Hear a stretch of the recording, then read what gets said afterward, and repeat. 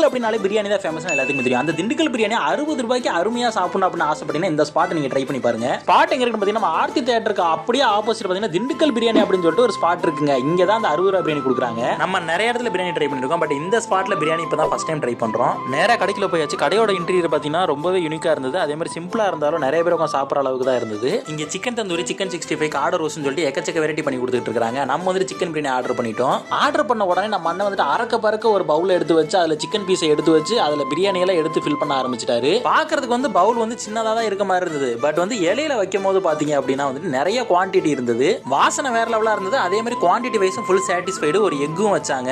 Biryani 60 rupees தான். But எக்குலாம் வந்துட்டு extra charge பண்ணுவாங்க. அதை மஸ்டா நோட் பண்ணிக்கோங்க. அந்த பிரியாணி மேலேயே வந்து தாளிச்சா ஊத்துனாங்க, தயிர் வெங்காயம் வச்சுட்டாங்க. ஓகேங்க, பாக்குறதுக்கும் கலர்ஃபுல்லா வேற லெவலா இருக்குல்ல.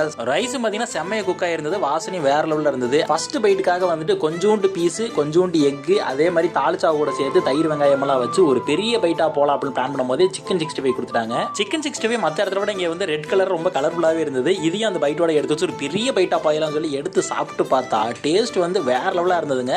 இந்த டேஸ்டான பிரியாணி நீங்களும் மஸ்டா ட்ரை பண்ணிருங்க. வீடியோ லைக் பண்ணுங்க. Tata bye.